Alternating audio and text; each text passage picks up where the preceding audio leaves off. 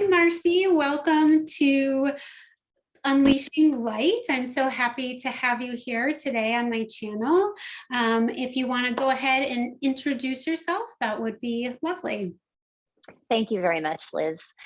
So I am Marcie Evans, and I have had a lot of different goals in my life, but the one that is really always that I'm coming back to the most is to help others who have autoimmune disease. So I've been through a lot of trials and tribulations with that, and it is something that I feel like I need to help people with.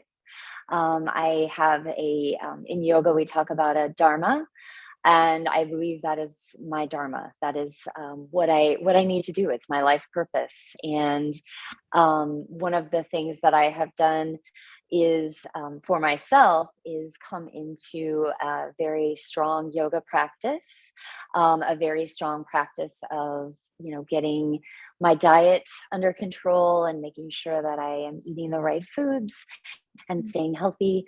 And all of these things put together have helped me heal from these various autoimmune diseases that I've experienced in my life. So, Well, I'm so happy to have you because I know there's thousands of people out there that have been sick for several years or even sometimes decades, and they're getting bounced from doctor to doctor and med to med, and they're sicker or they're not better, and they're just really struggling to find their way through it. So, are you able to just speak to a little bit when you first started feeling ill and kind of where that process went for you? yeah, so I am now 47, Mhm. and this started actually in my 20s. So I started to have like lots of skin issues in my 20s, and my skin started to scar for no reason. And so I went to a dermatologist, and he said, well, he goes, I can't really find a cause. He goes, but I think this is an autoimmune issue. And he goes, I think it's called lichen sclerosis. So that was usually with autoimmune disease, there's a primary diagnosis, and then people get secondary, tertiary. It kind of just goes on from there. Typically, you don't just have one, they come in groups. So you end up with, one, two, three, over the years, four. And then you have this kind of conglomeration of different symptoms that are affecting you through your life. So my primary was lichen sclerosis. My secondary, actually, it made a lot more sense because my mother had it. And it was Graves' disease. And I know it sounds horrible, and it is. But Graves' disease affects the thyroid gland. And basically, it puts your thyroid gland on hyperdrive. Your thyroid controls your entire system. It basically controls your metabolism and everything that you need to keep going during the day. It also does a lot of hormonal things in your body. So if your thyroid doesn't work properly, it causes so many issues from, sleep issues, to fertility issues, to gut issues, to mental issues, emotional issues. Pretty much anything you can think of in your body, the thyroid has a role in it. And my thyroid was on hyperdrive. So basically, what that means is I was shaking all the time, just a constant tremor. I was unable to take full deep breaths. I had a lot of anxiety. I had a lot of stomach issues. My stomach was always upset. I was just like under stress all the time, but I didn't know why. So that was my secondary disease.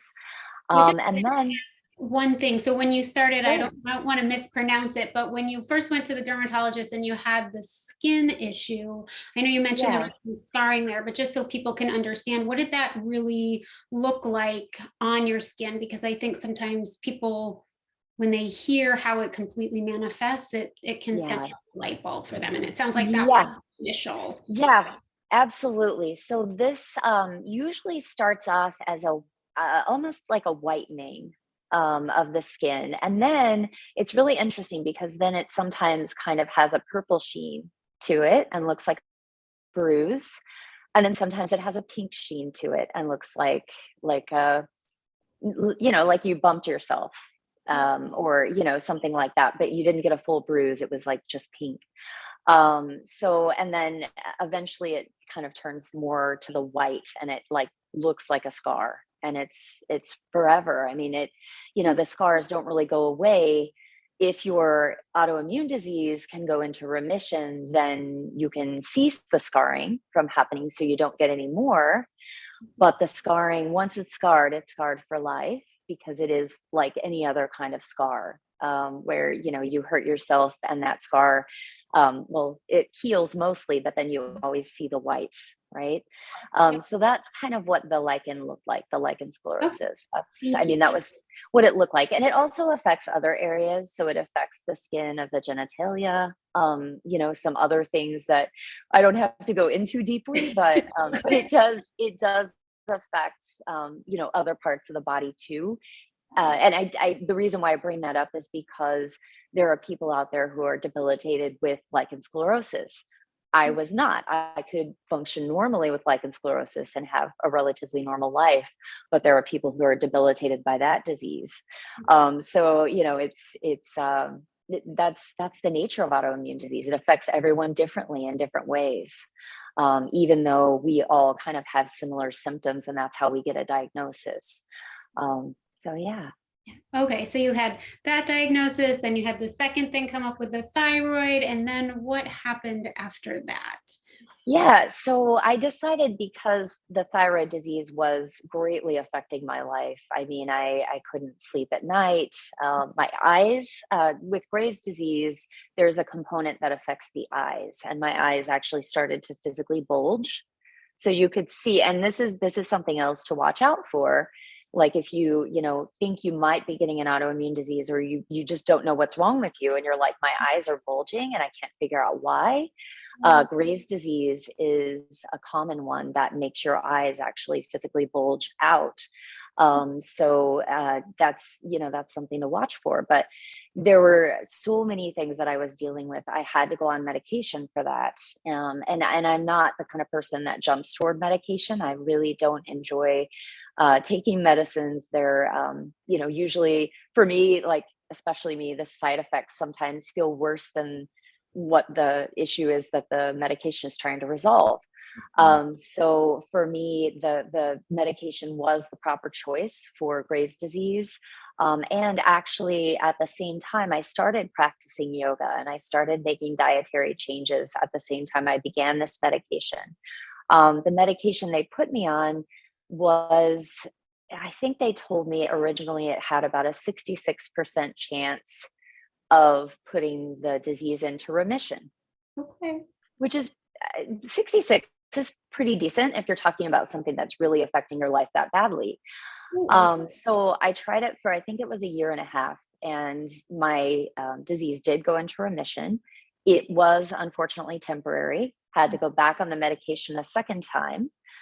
Did that for about, I think, 6 months to a year, and then it went in remission, and it's been in remission ever since. So that, the Graves kind of resolved over time with my diligence of, practicing yoga and calming down my central nervous system, because in autoimmune disease, one of the major components is the nervous system, because the nervous system controls the rest of your body. And if you don't have that nervous system under control, it will affect every system that you have. Right. So So did you feel that yoga really helped with that piece of it?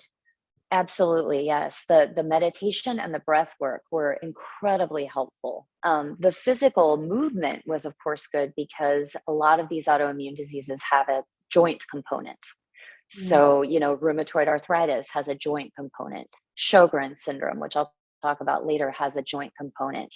So many of them have that component where it affects your joints and it affects your movement. Mhm. And the joints like to swell and they get irritated because of inflammation in the body. So anytime we practice meditation and breath work, we're decreasing the amount of inflammation in our body. And that's one of the things that causes the autoimmune reactions that we have.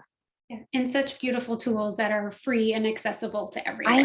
I know, exactly. I mean, All you have to do is learn it, yeah, and you even know, if and it you can afford a class, you can just put on a YouTube video and do it right in your home. So absolutely. Yep. yeah, so it sounds like the journey of diagnoses continues. So I'll let you just Yeah. share a little bit more about that and Yes. how you got Yes. to where you are, really. Yeah. So, fast forward to my 30s when I decide I want to have children, and I get pregnant and have a child. Everything goes perfectly throughout the pregnancy. The pregnancy is wonderful. I don't have any issues, no autoimmune things cropping up.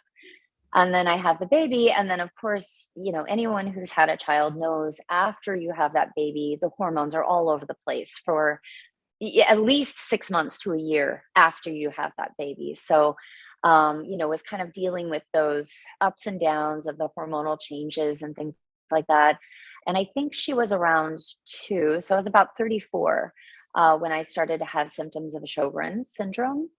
And Sjogren syndrome is a really interesting disease. And again, all of these diseases that are autoimmune affect multiple systems in the body.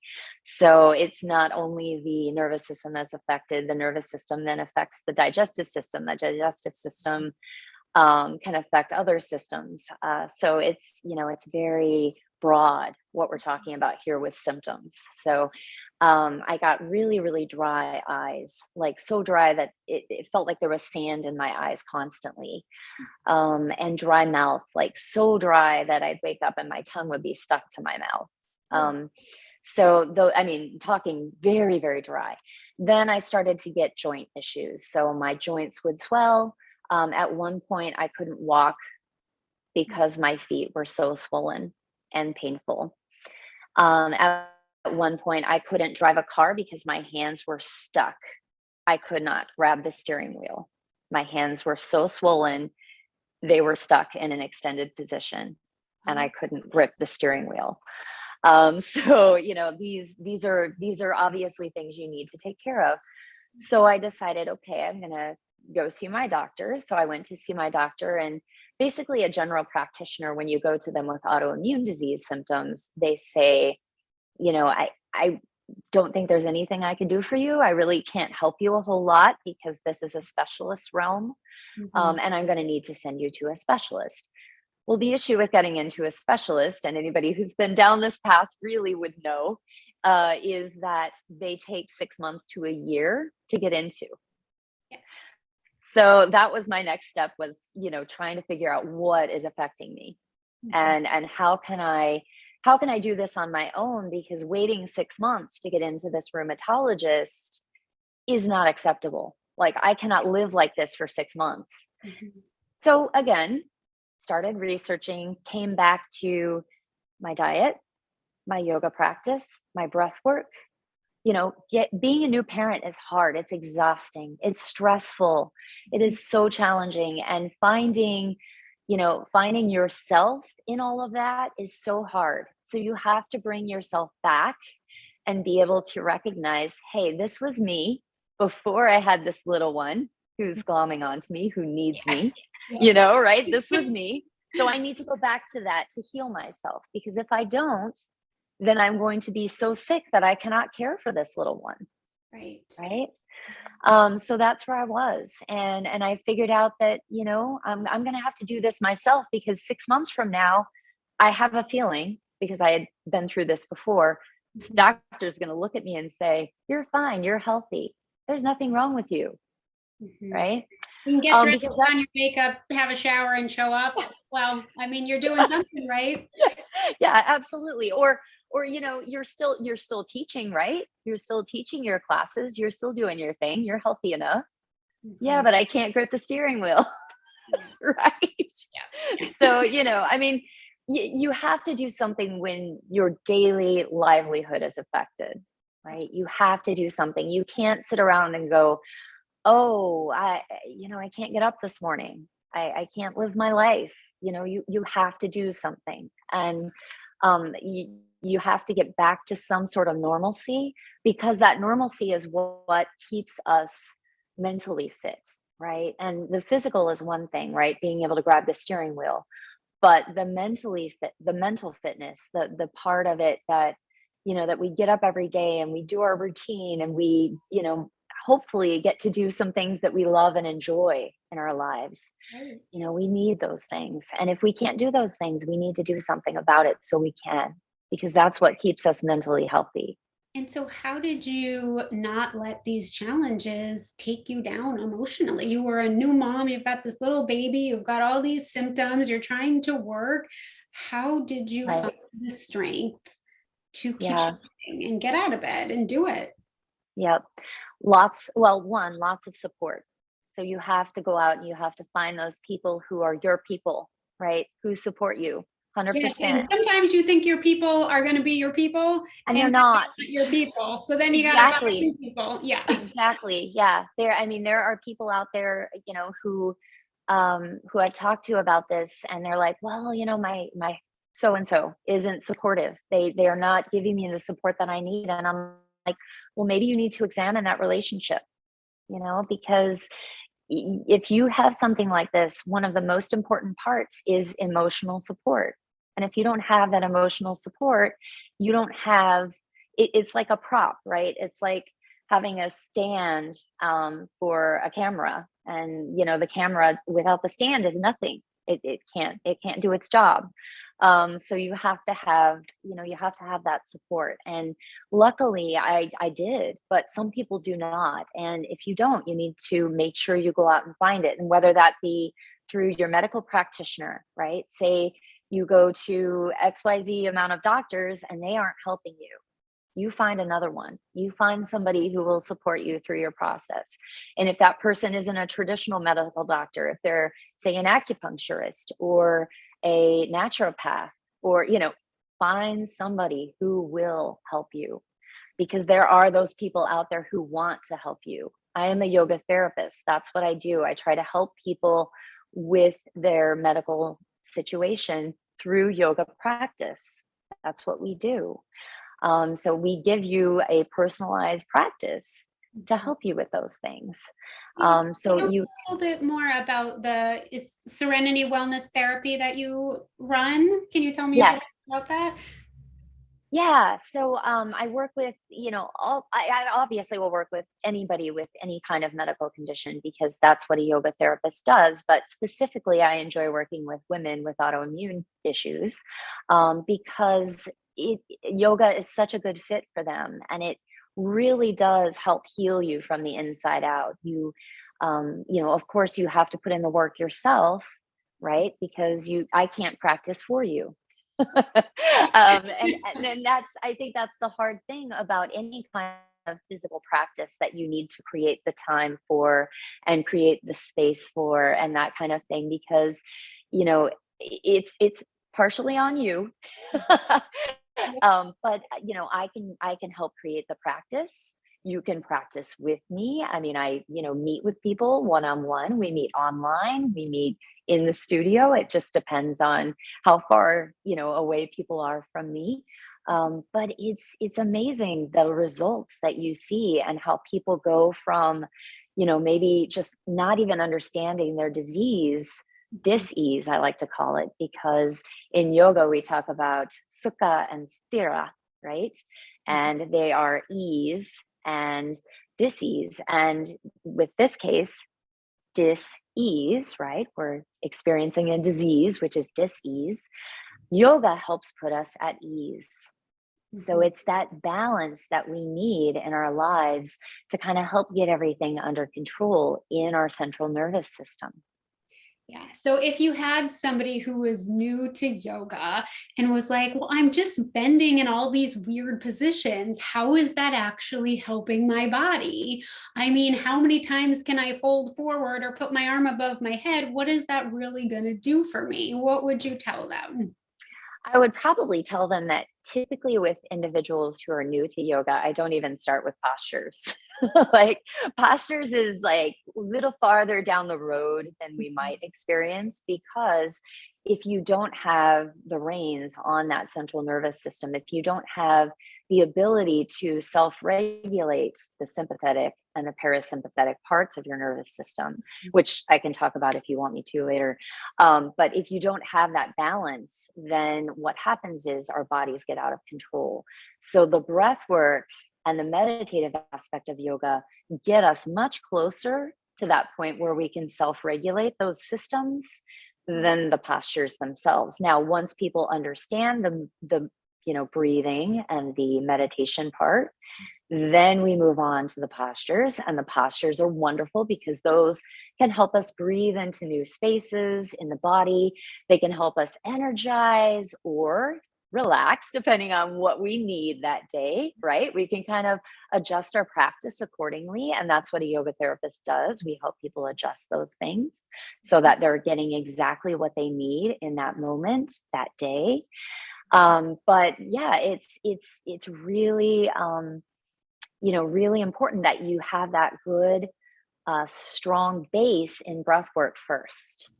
Okay, so with all these practices that you've obviously implemented into your own life, tell me where you're at now. Maybe there's a little bit more to talk about with the autoimmune and some of that medical journey, but where the end part of that, and then where you are today, both mentally, physically, spiritually.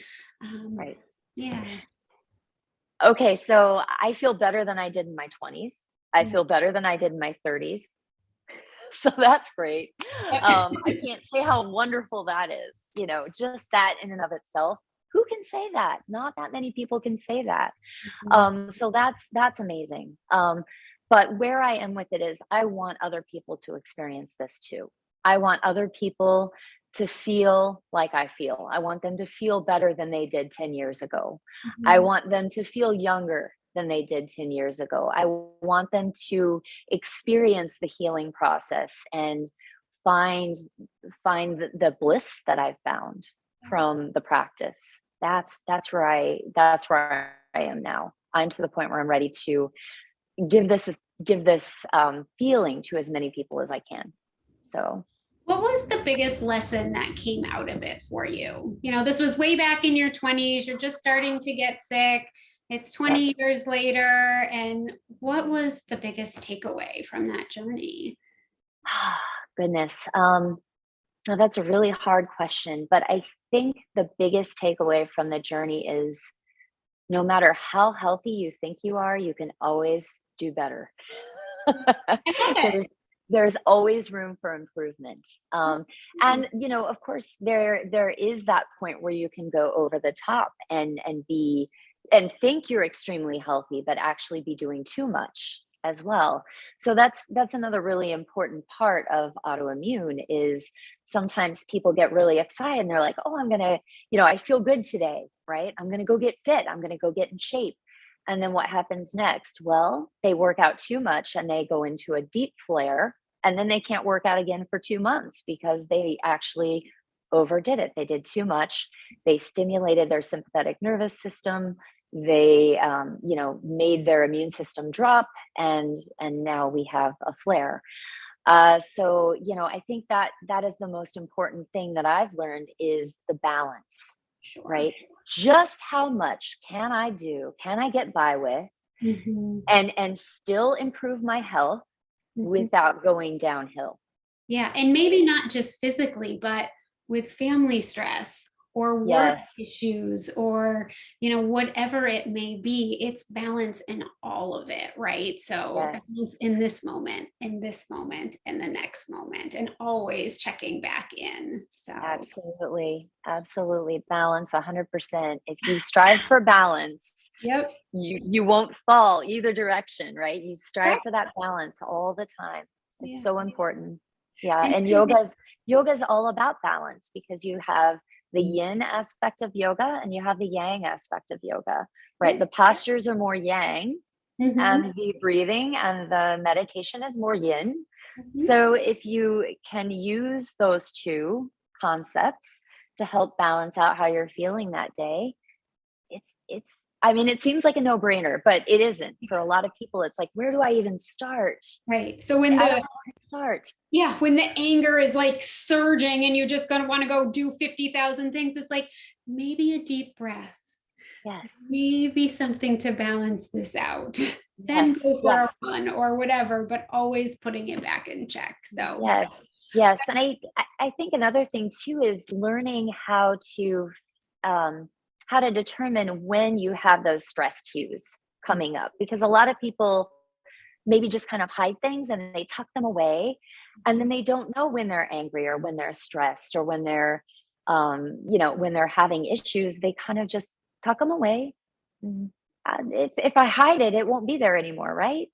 But then that actually festers and it becomes worse and worse over time, and it actually does affect your nervous system and you don't realize it. yeah, so So hence the awareness that comes with the meditation, right? that's It's right. That's right. all it's all Yes. important. So Yes. I know you mentioned you were going to be speaking at a health summit. So if you want to say a little bit about that so people can find that, and then maybe a little bit about how people can contact you, that would also be great. Absolutely. So the summit that I'm speaking at it's the first annual virtual Sjogren Summit. So it doesn't require you to be physically there, which is amazing. Yeah.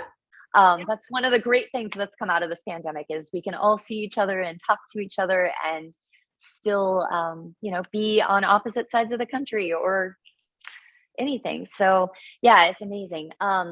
So anyway, it's called the first annual Sjogren Summit, and Sjogren's is one of the diseases I spoke about, the one that has the dryness involved. But I definitely would encourage anyone with autoimmune disease to join us in this summit, because a lot of the things that we'll talk about in this summit will have to do with autoimmune disease in general, not just Sjogren syndrome. You might find a lot of the speakers maybe are just focused on Sjogren syndrome, but I think you can kind of pop in and out to different speakers too. I don't think you need to stay for the whole situation. So yeah, and you can actually go online. You can find me on Instagram at Serenity Wellness Therapy, SERENITY Wellness Therapy. So I'm on Instagram, and you can also uh, find me on my website, which is www.serenitywellnesstherapy.com. Awesome. Well, I just want to thank you so much, Marcie, for being here and shining light on, I think, just an issue that affects so many people. And I always think, always, that somebody's story is always going to impact somebody else and bring some kind of information that will just set a little light bulb off and say, oh, like I need to find more about that. And even if it's just one little piece and it puts them on another path to just find their way through to all the little synchronistic steps in the healing journey. I just think it's so important. So thank Thank you you so so much. much. Yeah. All right. Well, hopefully people will be reaching out and benefiting from everything that you have to offer. So Thank you so much, Liz. welcome. Thank you.